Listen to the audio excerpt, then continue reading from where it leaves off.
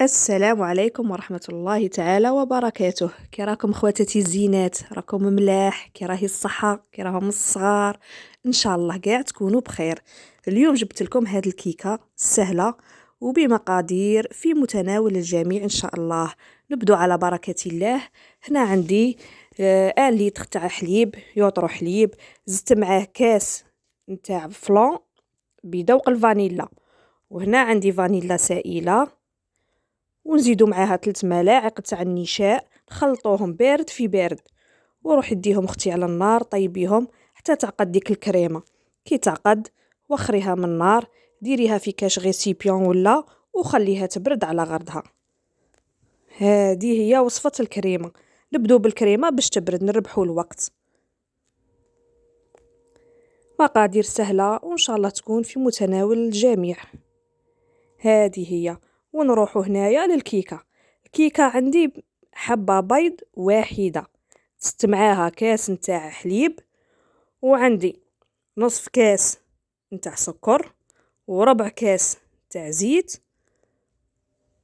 وعندي كاس فرينه، وكاس فيه نص فرينه ونص نتاع الكاكاو. وما تنسوش خواتاتي هنا الخميره الكيميائيه، هنا ما بانتليش في الصوره بصح راني كاتبتها لكم في المقادير. هذه هي. ونخلطوا كل شيء، وروحي ديريه في البلاط تاعك اللي يدخل للفوق. طيبيه على درجه حراره متوسطه نورمال، ما تزيديلاش باه ما ينحرقلكش. هذه هي.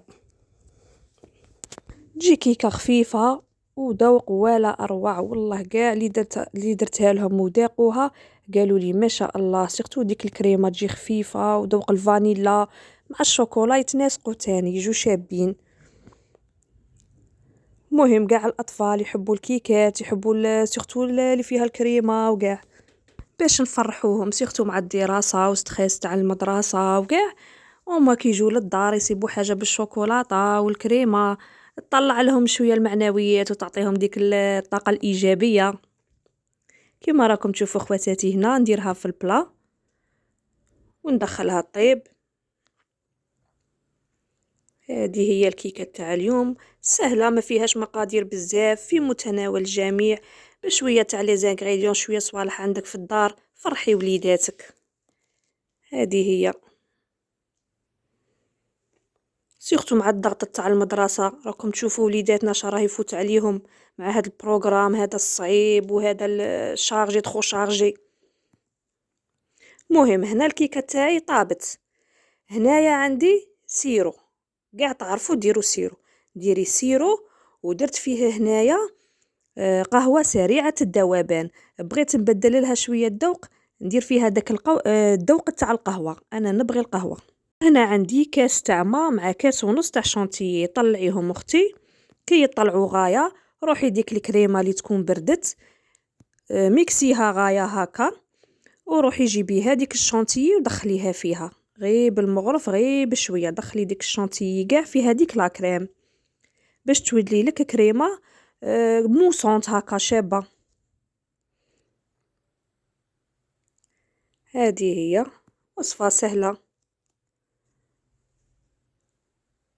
خلطي دخلي ديك الشونتيي مع الكريمه غايه غير بالمغرف بشويه من تحت وطلعي بهديك الشونتيي ما تهودلكش، تجيك كريم هكا موسونت.